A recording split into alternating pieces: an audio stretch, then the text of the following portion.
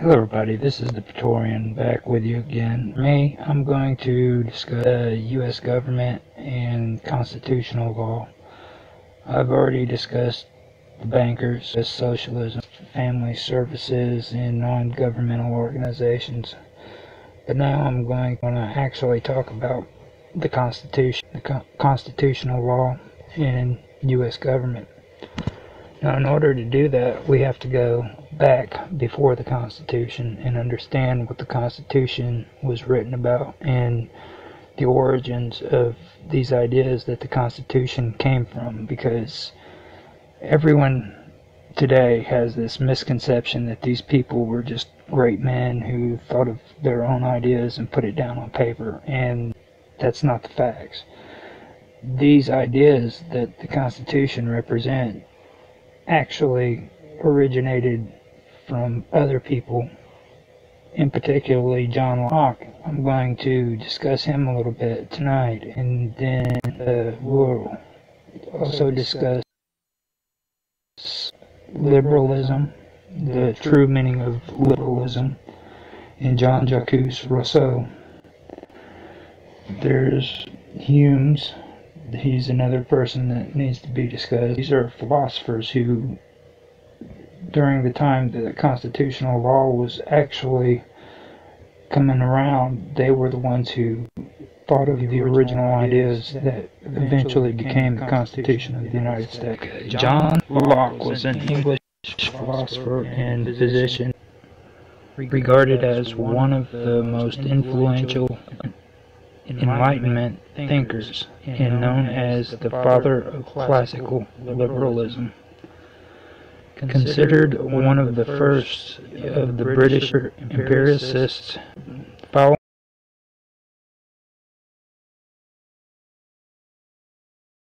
to social contract theory. His work greatly affected the development of epistemology and political philosophy. His writings influenced Voltaire and Jean-Jacques Rousseau, many Scottish Enlightenment thinkers, as well as American revolutionaries. His contributions to classical republicanism and liberal theory are reflected in the United States Declaration of Independence. Locke developed the then radical notion that government acquires consent from the governed, which has to be continually present for the government to remain legitimate. His influential two treatises are in 1690. The fundamental text of liberal ideology outlined his major ideas. His insistence that lawful government did not have a supernatural basis was a sharp break with the dominant theories of governance. Locke also defined the concept of the separation of church and state based on the social contract principles. Locke argued that there was a natural right to the liberty of conscience, which he argued must therefore remain protected from any government authority. He also formulated a general defense for religious tolerance in his letters concerning toleration. Locke was influenced by the liberal ideas of John Milton, who was a staunch advocate of freedom in all its forms. Milton argued for a disestablishment as the only effective way of achieving broad tolerance. In his Areopagitica, Milton provided one of the first arguments for the importance of freedom of speech. The liberty to know, to utter, and to argue freely, according to conscience, above all liberties. Jean-Jacques Rousseau was a Genevan philosopher, writer, and composer in the 18th century. His political philosophy influenced the French Revolution as well as the overall development of modern political, sociological, and educational thought. Rousseau's novel Emile, or on education, is a treatise on the education of the whole person for citizenship. His sentimental novel, Julie, or The New Heloise, was of importance to the development of pre-Romanticism and Romanticism in fiction. Autobiographical writings, his Confessions, which initiated the modern autobiography, and his Reveries of the Solitary Walker, exemplified the late 18th century movement known as the Age of Sensibility, and featured an increasing focus on subjectivity and introspection that later characterized modern writing. His discourse on the origin of inequality and his On the Social Contract are cornerstones of modern political and social thought. He argued that private property was conventional and the beginning of true civil society. Rousseau was a successful composer of music who wrote 7 operas as well as music in other forms, and made contributions to music as a theorist. During the period of the French Revolution, Rousseau was the most popular of the philosophers among members of the Jacobean Club. Rousseau was interred as a national hero in the Pantheon in Paris in 1794, 16 years after his death. Liberalism is a political philosophy or a worldview found on ideas of liberty and equality. Liberals espouse a wide array of views depending on their understanding of these principles, but generally they support ideas such as free and fair elections, civil rights, freedom of the press, freedom of religion, free trade, and private property. Liberalism first became a distinct political movement during the Age of Enlightenment, when it became popular among philosophers. Liberalism rejected the notions common at the time of hereditary privilege, state religion, absolute monarchy, and the divine right of kings. The 17th century philosopher John Locke is often credited with founding liberalism as a distinct philosophical tradition. Locke argued that each man had a natural right to life, liberty, and property, and according to the social contract, governments must not violate those rights. Liberals opposed traditional conservatism and sought to replace absolutism to government with representative democracy and the rule of law. The revolutionaries of the Glorious Revolution, American Revolution, segments of the French Revolution, and other liberal revolutionaries from that time used liberal philosophy to justify the armed overthrow of what they saw as tyrannical rule. The 19th century saw liberal governments established in nations across Europe, Spanish America, and North America. In this period, the dominant ideology opponent of liberalism was classical conservatism. During the 20th century, liberal ideas spread even further, as liberal democracies found themselves on the winning side in both world wars. Liberalism also survived major ideological challenges from new opponents such as fascism and communism. In Europe and North America, there was also the rise of social liberalism, which is related to social democracy in Europe. That means the meaning of the word liberalism began to diverge in different parts of the world. According to the Encyclopedia Britannica, in the United States, liberalism is associated with the welfare state's policies of the New Deal program of the Democratic administration of President Franklin D. Roosevelt, whereas in Europe it is more commonly associated with a commitment to limit government. Consequently, in the U.S., the idea of individualism and laissez-faire economics, previously associated with classical liberalism, became the basis for the emerging school of right-wing libertarian thought.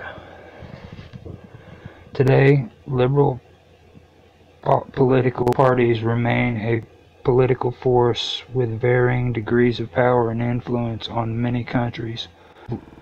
One of the first recorded instances of the word liberal occurred in 1375 when it was used to describe the liberal arts in the context of an education desirable for a free-born man. The word's early connection with the classical education of a medieval university soon gave way to a proliferation of different denotations and connotations.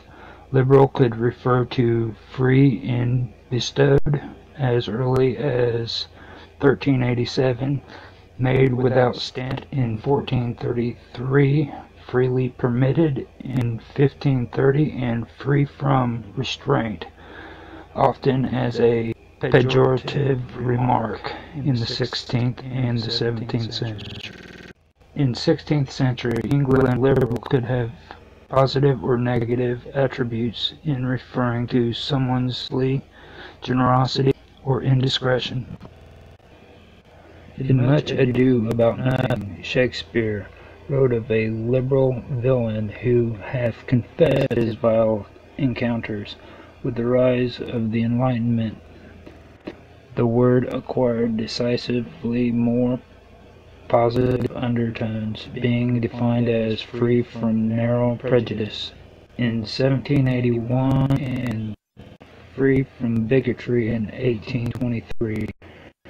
In 1815, the first use of the word liberalism appeared in England. By the middle of the 19th century, liberals started to be used as a politicized term for parties and movements all over the world. The social contract.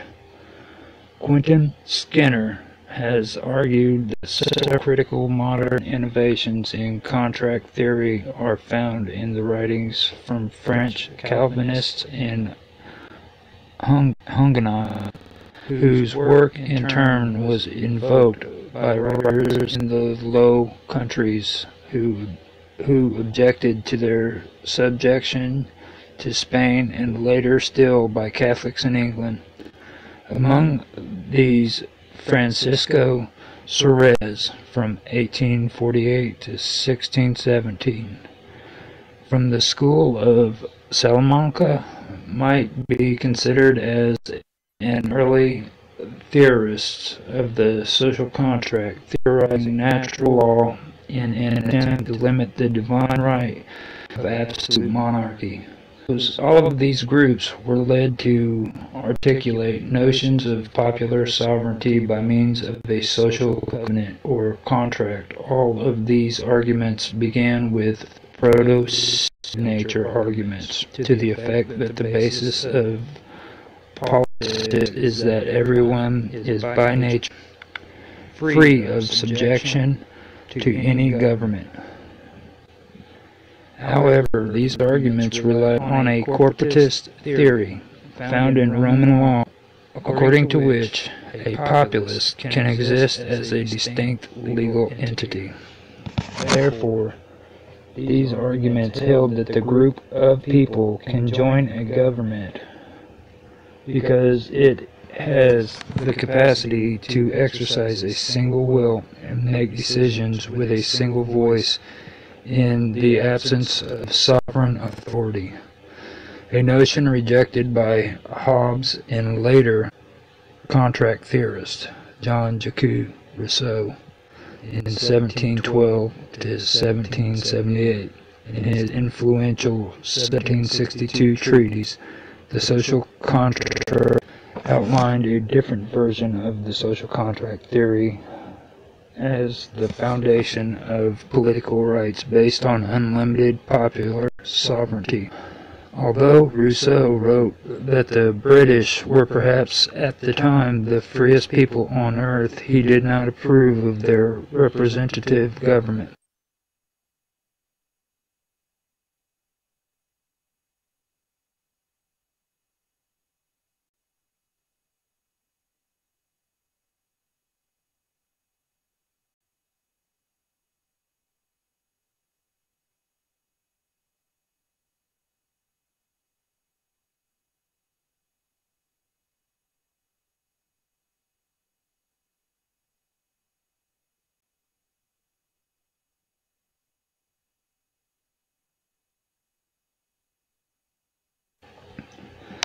Rousseau believed that liberty was possible only where there was direct rule by the people as a whole in lawmaking, where popular sovereignty was indivisible and inalienable.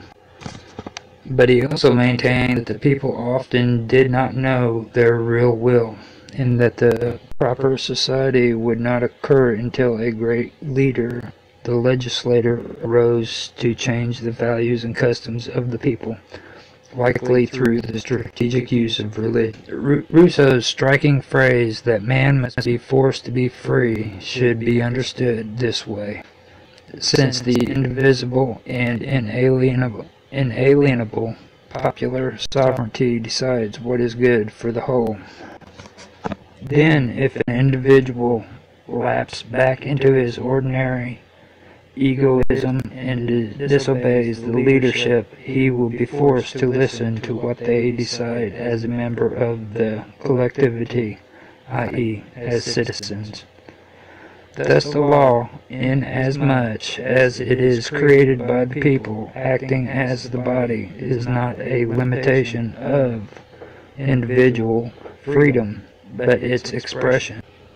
Thus, enforcement of law, including criminal law, is not a restriction on individual liberty, as the individual as a citizen explicitly agreed to be constrained if, as a private individual, he did not respect his own will as formulated in the general will.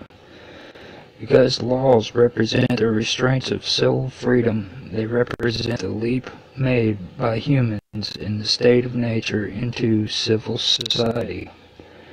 In this sense, the law is a civilizing force, and therefore Rousseau believed that the laws that govern a people help to mold their character. In moral and political philosophy, the social contract or political contract is a theory or model originating during the Age of Enlightenment that typically addresses the question of the origin of society and the legitimacy of the authority of the state over the individual.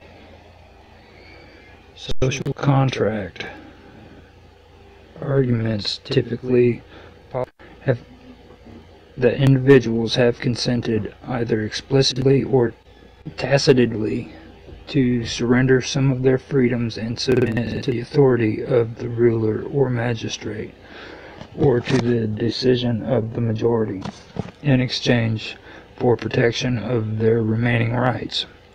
The question of the relation between the natural and the legal rights, therefore, is often an aspect of social contract theory. The social contract du contrat social ou principes de droit politique is also the title of a 1762 book by Jean-Jacques Rousseau on this topic.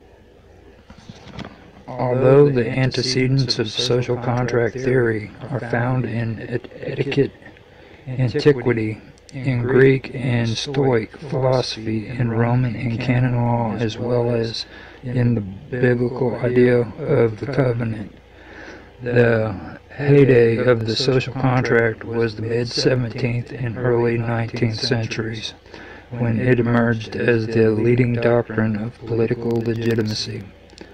The starting point for most social contract theories is a heuristic examination of the human condition absent from any political order that Thomas Hobbes termed as state of nature. In this condition, individuals' actions are bound only by their personal power and conscience.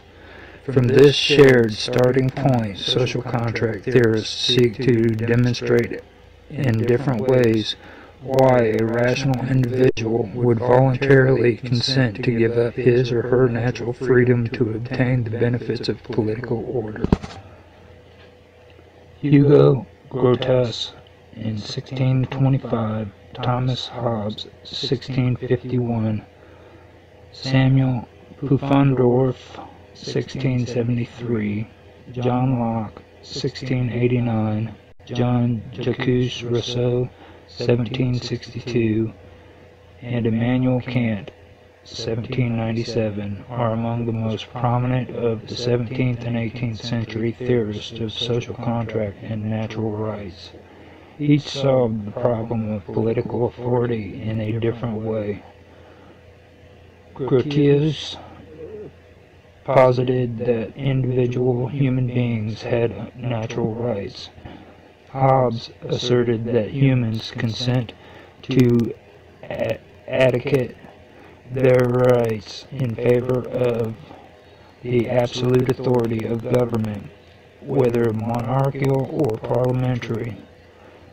Pufendorf disputed Hobbes' equation of a state of nature with war. Locke believed that natural rights were inalienable and that the rule of God therefore superseded government authority, and Rousseau believed that democracy, which is self-rule, was the best way of ensuring the general welfare while maintaining individual freedoms under the rule of law. The Lockean concept of the social contract was invoked in the United States Declaration of Independence. Social contract theorists were eclipsed in the 19th century in favor of utilitarianism, Hegelianism, and Marxism, and were revived in the 20th century, notably in the form of thought experiment. Now, I've covered a lot of it, and some of my spelling isn't all that great. I'll go back over it and I'll pronounce them correctly later. What I do want to do is I want to go back in these episodes and I want to cover some of the people that's mentioned here a little bit more specifically, because there's mention of Jean-Jacques Rousseau, but there's also other players that are involved in it that I really want to pull up the information and give a clear view of what these people's philosophies were. I'm going to start up talking about, I've already covered the social contract, and my next one is going to be concerning critical thinking and or critical theory actually, and sovereignty, and then we'll discuss the differences between those two and things of that nature. These will be my first two episodes, these are my first two episodes of my discussion about U.S. government, the Constitution, and constitutional law. I really wish that we wouldn't have discussed Marxism and critical theory, but it's an issue that does have to be discussed, so I will be discussing it.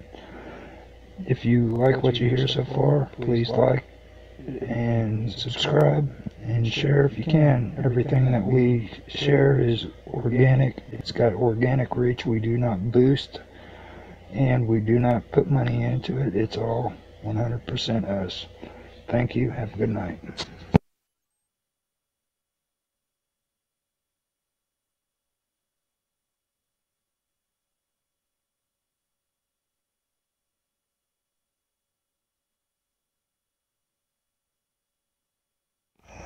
Hello everybody, this is the Praetorian again. I'm here to update you on the new series that I'm starting on my videos. It's called The Beginnings of Liberalism. I'm wanting to discuss liberalism, the Constitution, and constitutional law. I also want to be able to talk about the origins of liberalism, because I believe that a lot of people today have a really bad misconception of what liberalism is and where it started from, particularly people who are into the Constitution and constitutional law. We have a lot of people who don't understand, that the Constitution wasn't just thought up by our founding fathers who had great ideas and came together and decided that they were going to write a Constitution. Our Declaration of Independence was actually modeled after the philosophies that were taught by John Locke over in England. And John Locke, as well as Jean-Jacques Rousseau, I keep forgetting his last name, or I can't pronounce it. But anyhow, these two people are the ones who originally came up with a lot of the philosophies that went into our Declaration of Independence and our Constitution. For anyone to really think that, they don't really use just common sense and think about that. There isn't too many original thoughts that's put out into the world today. So if there isn't too many original thoughts put out today, what makes anyone think that it was different back then, For me, I want to explain about these people and their philosophies. Like Jean-Jacques Rousseau, yeah, that's his name. He was big on, private property. He believed that private property was very important. And then you had John Locke, who believed in the separation of church and state. And he also believed in sovereignty and was the founder of the principles that really lead up to what we consider the Declaration of Independence and the Constitution.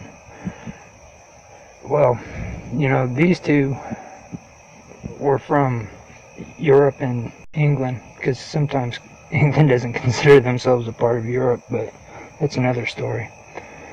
And during that time period, there was a lot more revolutions going on than just the United States against England. A lot of countries during that time period were revolting against imperialist countries that were still controlled by kings and queens and lived according to a fiefdom. Well, there were revolts because they wanted to have, freedom. And freedom was the big thing during that time period. So that is something else that I think that a lot of people have a misunderstanding about. With what I'm going to go through in this series, I'm going to explain liberalism, the Constitution, constitutional law. I'm also going to talk about critical theory and socialism as well, and compare them with what I've just taught about, liberalism and constitutional law, so that there's a good idea of what's going on here and how you can relate it to the things that are happening today.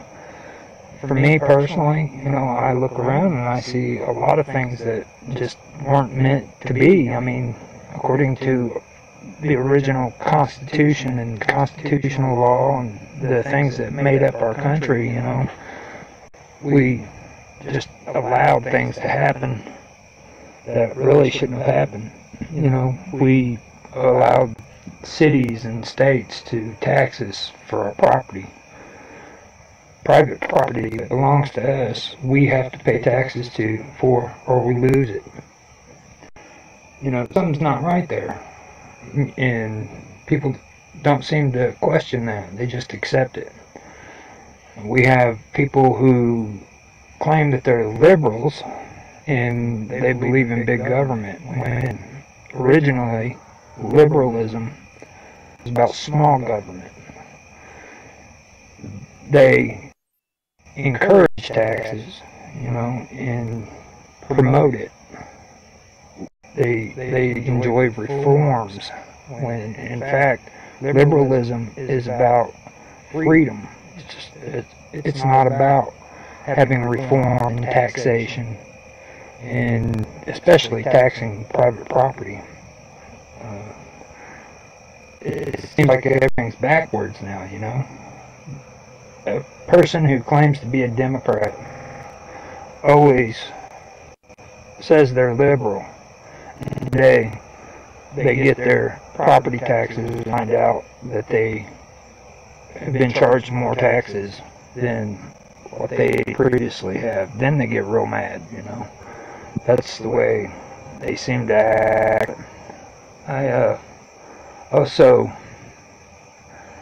find it pretty odd too that when a liberal talks about freedom, you know, what kind of freedom are they talking about? Are they talking about the freedom where our government comes in and they put regulations on us and tell us what we can and can't do?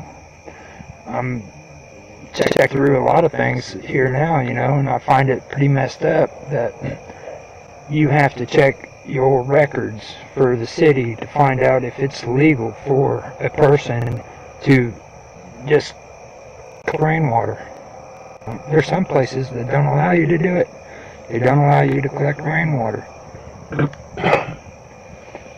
I've also heard that they're also trying to put a stop to trading seeds for growers. Anybody who's gardening or farmers, it's against the law to trade seeds. And these things are happening all over the place. I mentioned it in a couple of my videos about fishermen, you know. These fishermen are being told that they can't fish in waters. Corporations are allowed to, because they have the money to go through all the regulations, and they have, you know, the big equipment. They can go up in the air in helicopters with GPS and look down at where all the fish are, and all those big old boats pick up those trout, you know. Well, what about the small fisherman? He's pretty much screwed.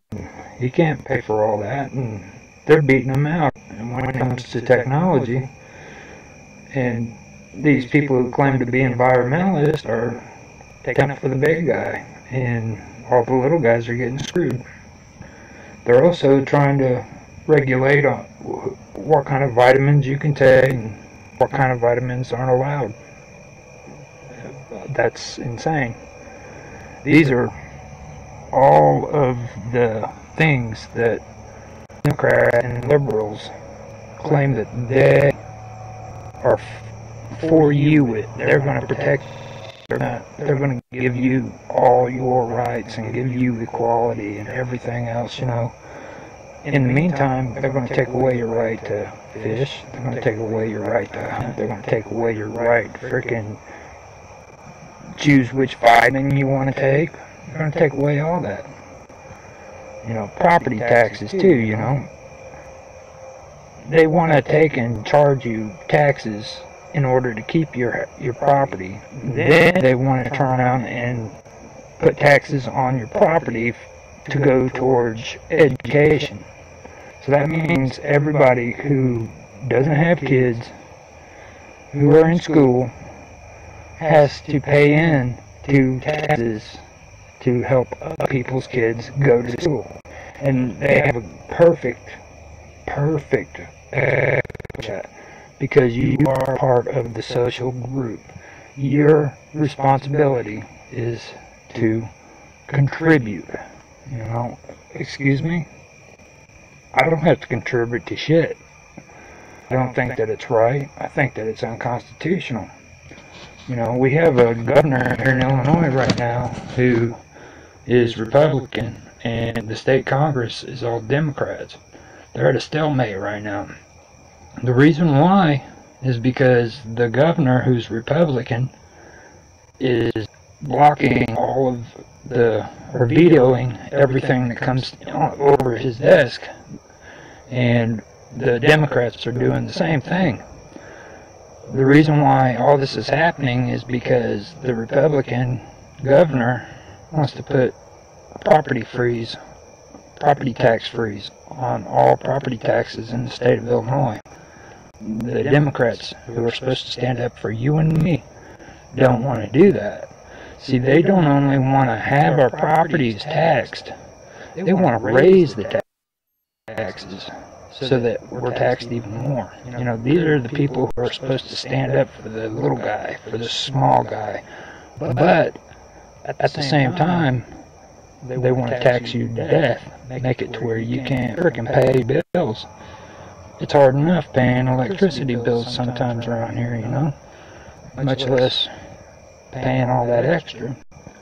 But this is the kind of stuff that I've been looking at and I've been noticing. And for me, I personally agree with being a libertarian. I've done my research into it and I agree with it. It's the closest thing that we have when it comes to political parties. And I'm not big on political parties either. I like to actually call myself nonpartisan, but when it comes to political parties, I like the libertarians more, because even though most libertarians have no clue what they are supposed to be, I actually did the research, you know. They're closest, their fundamental ideas are the closest to the original concept of liberalism. I get annoyed with libertarians too. I get on some of their groups and their pages, and I just run across these conversations where they're having discussions about taxes and stuff like that, and I'm like, are you serious? You're supposed to be a libertarian and you want to talk about taxation. You know, you have no clue what you're talking about. So that gets on my nerves, you know. Last time I was on, one of them told him, if you want to know how crazy the libertarians are, why don't you do some research go back into the 1980s and find out how crazy Ron Paul was. Not Rand, but his father, Ron Paul. He was nuts. You know, that man was 100% against the Fed. And most people who are traditional libertarians are against the Fed, you know. I don't agree with it. I know what that's all about. It's just a cartel where corporations can take our money and use it for whatever they want on the stock market. And the Federal Reserve, they just print up more money. You know, they don't care. It's just a big old flim-flam. And that's all it is. It's a con job. And they're screwing us through the bank systems.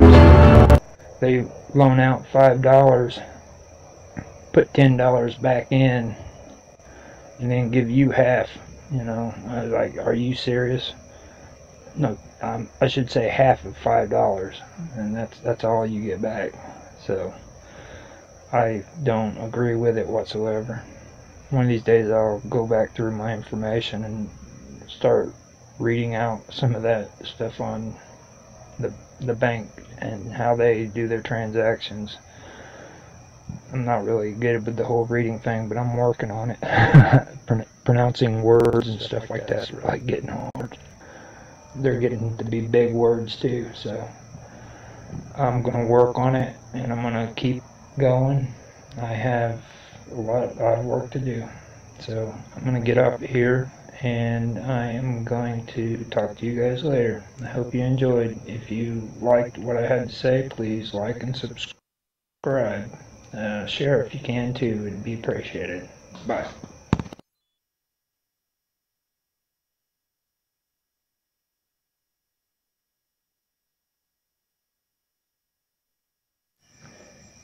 Hello everybody, this is the Praetorian again. I am coming to you after doing my second part in my series on liberalism. And I had a couple things cross my mind that I thought would be interesting to talk about. The one thing that I do want to talk about is words. You know, I'm starting to hear more people on the internet say what I've thought and said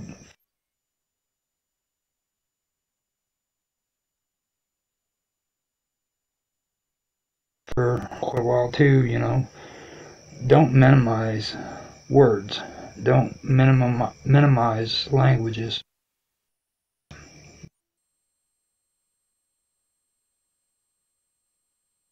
And what words mean, because take like the court system for example. In the judiciary system, they have a language all of their own, and some of this language is language that concerns consent. So when you go into court, you're standing and you're there with your representative, you know, or your defender, whatever it is, you know, and you don't realize that at the moment you hired somebody else to represent you in court, they're the ones that speak for you. So what you've done is you've separated yourself from the court by placing somebody who's more knowledgeable about the law in your place to talk to the judge. Well, there's things that are involved that can be manipulated because of certain issues, like each person, when they go to court, they have a right to a speedy trial, and that's something that's always been there. It's always been a part of the court systems. Well, the only issue that I have with that is, even though you have a right to a speedy trial, when you go into these situations, you have to really look at your personal situation and understand, do you really need a speedy trial, or do you need your trial to be longer? A lot of people, it's a good idea, you know, to have a speedy trial, because they have a certain time frame where they have to present evidence and be able to pull up evidence before their time limit's up. That's good in that sense. But the judge also has things that he's learned to manipulate. The court systems have learned to manipulate. I had to deal with something that was called consent by stipulation. And what that was my public defender and the judge met up and said, look, we need to have a speedy trial. We need to get this out of the way so that we can deal with another case. So I need you to give consent by stipulation on this. And, you know, your public defender, he's like, okay, yeah, well, we can go ahead and do that. So they gave consent by stipulation on your behalf without you having a say in it. And this is happening all over the place when it comes to the court systems. They're literally getting away with doing things that is illegal. It's constitutionally illegal, and they continue to do it. I have an issue with, you know, like contempt of court, okay? Contempt of court is completely unconstitutional.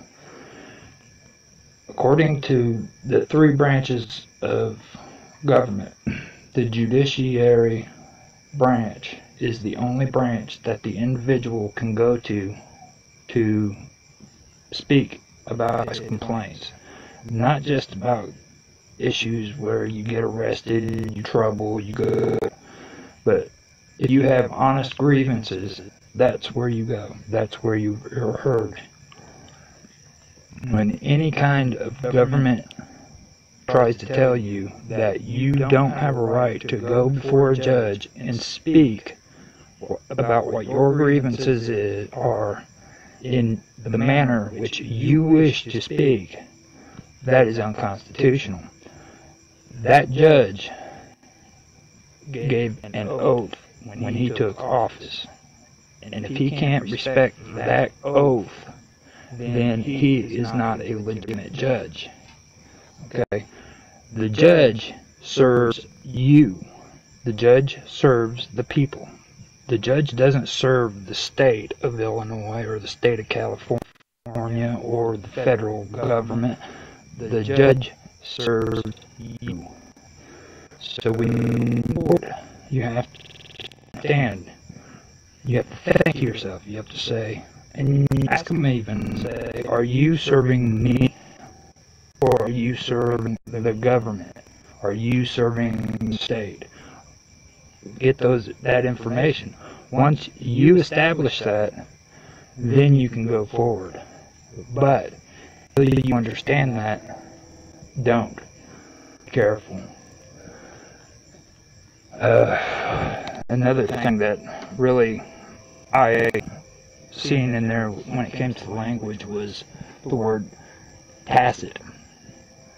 You know, to this day I've still had an issue with the Constitution and contract theory, and my whole problem with it was the idea of going into a contract agreement with the government at the time of my birth.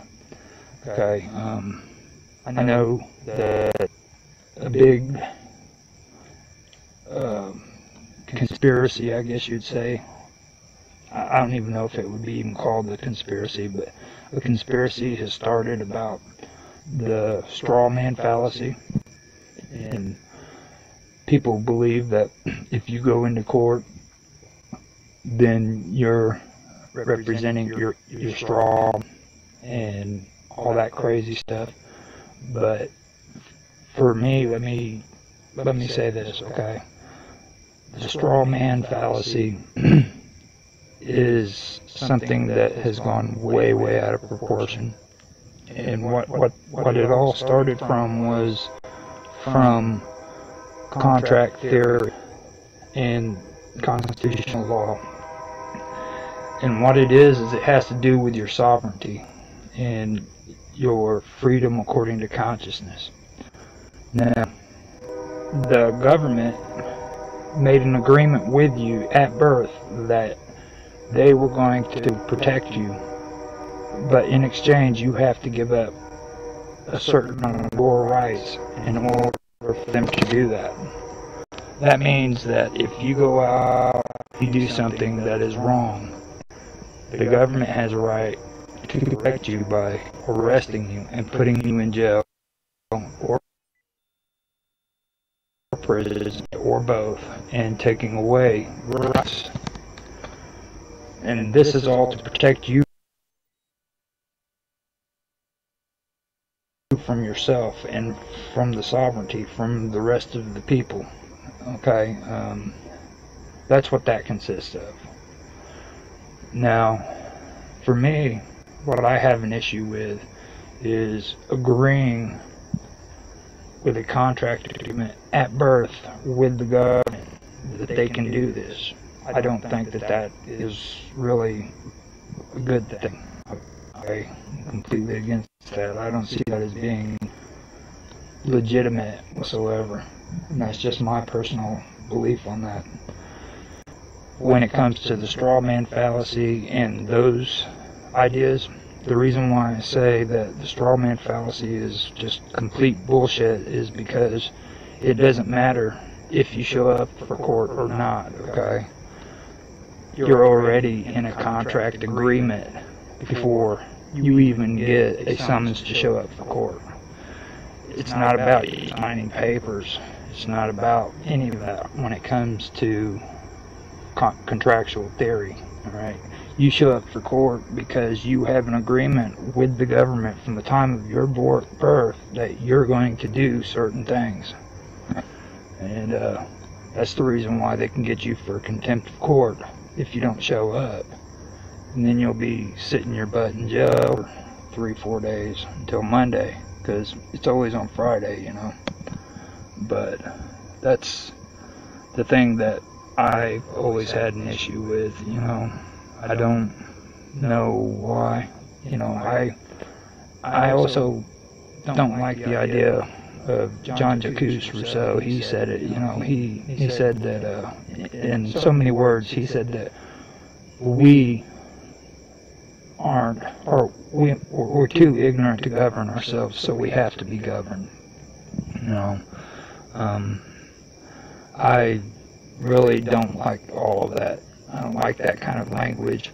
I find that it's a way of replacing empirical beliefs with constitutional beliefs. It's just trading one evil for another form, you know, and I can see from all my research where that's caused problems. You know, we have lobbyists, we have corporations, we have special interest groups, we have organizations like Planned Parenthood and frickin' Greenpeace and all of this, you know, and it seems to me that all of these people, or all of these groups, and all of these organizations, and all of these lobbyists and, you know, movements like, you know, Citizens United and things like that, J.P. Morgan, all of these things are more important than the individual. They're more important than me. They're more important than you. And that's an issue. It's something that we need to really take a look at, you know. I've checked back on it, and I've found a lot of information, like especially with this corporation thing. I've heard a lot of people with their theories on where it started, and for me personally, I found that it started with Dartmouth College back at the end of the Revolutionary War. The colonies, or the United States now at that time, wanted to force Dartmouth into becoming a public college instead of like a college like it was. And Dartmouth took the United States government to court and sued them, and they won. The reason why they won was because there was a contract between the Crown of England and between Dartmouth College that guaranteed that they could stay a private college. And according to the Constitution, all contracts are to be respected. Contract agreement is one of the most important things. Contract theory is real, and I don't want anybody to confuse me and think that I'm saying that you can take your birth certificate or your social security number and go out and make money off of it, because that's not true. You can't do it. That's just crap that scammers and con artists come up with, but contract theory is true. And people that try to tell you that, you know, the Constitution and all of those old political ideas back in the day that were around is outdated, and now government has gotten so out of hand and it's so much more complicated, that don't listen to those people. It's just complete freaking garbage. Okay? Government and the Constitution is as true today as it was before. That's the reason why the Constitution cannot be changed. It's the reason why the Bill of Rights cannot be changed. It's true. In math, think about it. What's the difference between true and false? That's what you got to think about. The Constitution in the Declaration of Independence and the Bill of Rights are true today as much as what it was back then. So do not let people try to convince you otherwise. They're the ones that want to make you think that you need to give up all that and stop thinking about all that, because today it's all about socialism and all that political correctness bullshit, and it's not. So I'm almost done with my jabber. I'm going to get off of here. I want to thank you all for your time. Have a good day.